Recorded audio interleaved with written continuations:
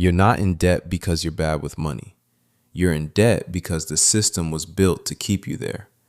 There's a number buried inside your loan agreement. Most people never look at it, and that number decides whether you're free in 2 years or still paying in 12. Tonight, I'm going to show you exactly what that number is, how to flip it against the bank, and the specific order you need to attack your debt in, because the order matters more than the amount.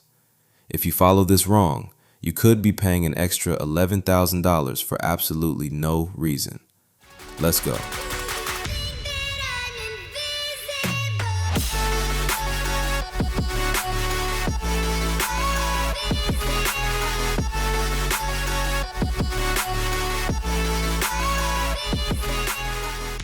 Before we get into how to get out, you need to understand what's actually happening to your money right now. Because most people think debt is just money I owe, but it's not.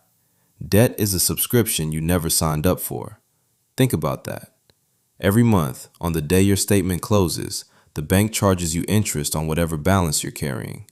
You didn't buy anything new, you didn't ask for it, the charge just appears, and it compounds, which means next month you're paying interest on last month's interest, round and round, like a wheel that spins faster the longer you let it go. Here's what that looks like in real numbers. Say you've got $8,000 on a credit card at 24% interest, which is close to the average right now.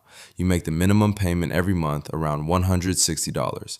At that rate, it takes you 7 years to pay it off, and by the end, you've paid over $5,600 in interest alone for $8,000. That's almost double what you borrowed. You didn't spend that money on anything, you spent it on the privilege of being slow. That's the trap, and most people are living inside it right now without fully seeing it. But here's where it gets worse. There's a line in your credit card or loan statement, it's usually buried near the bottom, called the effective APR, or sometimes just your daily periodic rate. This is the number that's actually working against you every single day. Your quoted interest rate is an annual number, but the bank doesn't wait a year to charge you. They charge you daily. They take your APR, divide it by 365, and apply that tiny number to your balance every morning before you wake up. At 24% APR, that's 0.066% per day.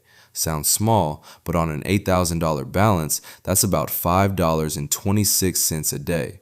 $36 a week, $158 a month, just in interest, before you've paid a single dollar toward what you actually owe.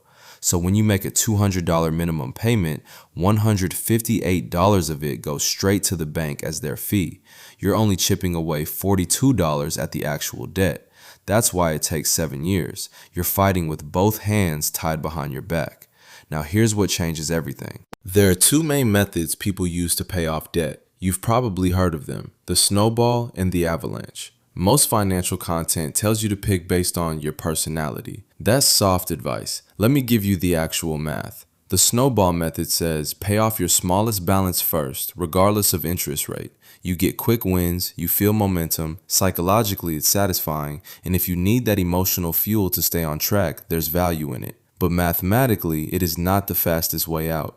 The avalanche method says pay off your highest interest rate first, minimum payments on everything else, every extra dollar goes to the most expensive debt. This is the method that saves you the most money, period, full stop. Here's a real example. Say you have 3 debts. $3,000 on a store card at 29% interest, $6,000 on a credit card at 22% interest, $10,000 on a personal loan at 11% interest. Snowball tells you to kill the $3,000 first. Makes sense, right? Smallest balance, done fast, feel good. But that store card at 29% is bleeding you the most every single day. While you're celebrating paying off the smallest one, the 22% card is compounding relentlessly. Avalanche flips the order. You destroy the 29% first, then the 22%, then the 11% loan, which honestly at 11% is the least urgent. You'll pay hundreds to thousands less in interest depending on how long this takes. Not because you worked harder, just because you went in the right order. That's the strategy. But strategy without execution is just a wish. So now let's talk about where the actual money comes from.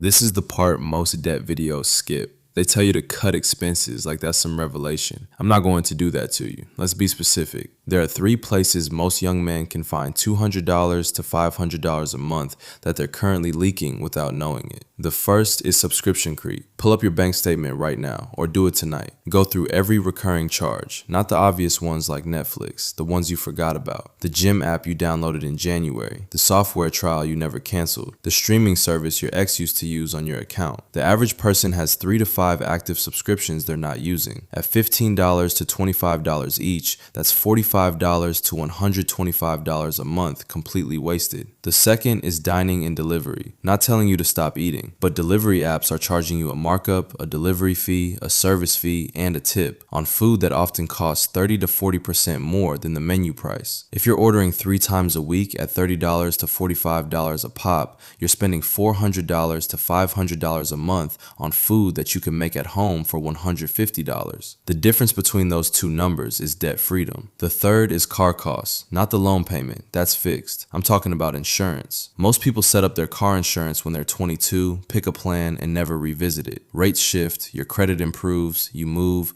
your driving record gets cleaner. A 20-minute call to compare quotes could save you $50 to $120 a month. That's real money. That's a sledgehammer on your debt. None of this requires suffering. It just requires attention. But finding the money is only half the equation, because there's one move that can cut years off your payoff timeline, and most people never try it. This is the move, and it takes about 15 minutes. Call your credit card company. Ask to speak to the retention department, not customer service. Retention. Tell them you've been a customer for X number of years, you've been making payments on time, and you've recently seen better offers from other lenders. Ask if they can lower your interest rate. They don't advertise this, but they can do it, and they do it regularly, because losing you as a customer costs them more than giving you a slightly lower rate. If your balance is $5,000 and they drop your rate from 24% to 18%, that's $300 a year in interest you stop paying for a 15-minute conversation. If they say no on the first call back in 30 days. Different rep, different outcome. Or escalate to a supervisor. The worst they can say is no, and you're no worse off than before.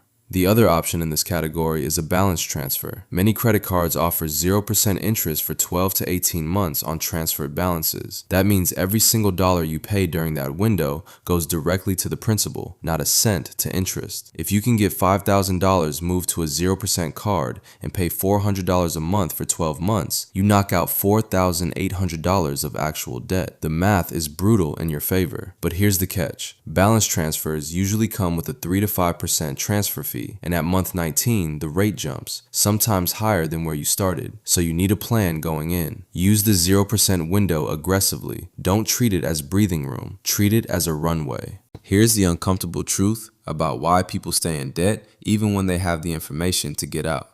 It's not math, it's identity. If you've been in debt for 3 years, it starts to feel normal.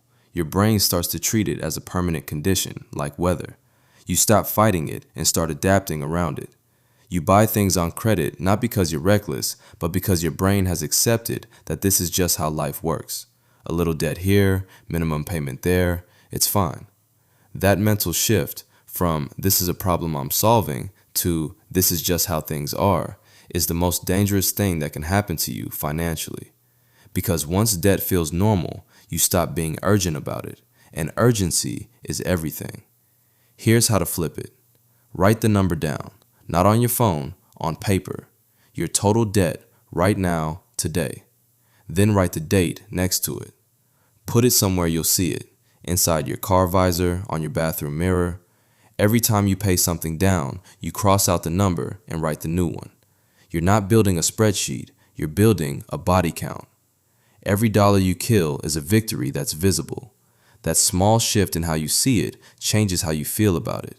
And how you feel about it determines whether you actually follow through. So let's put a real number on this. If you're carrying $15,000 in mixed debt right now, credit cards, personal loans, whatever, and you do nothing different, at average interest rates and minimum payments, you're looking at 6 to 9 years. And you'll pay somewhere between $8,000 and $12,000 in interest alone.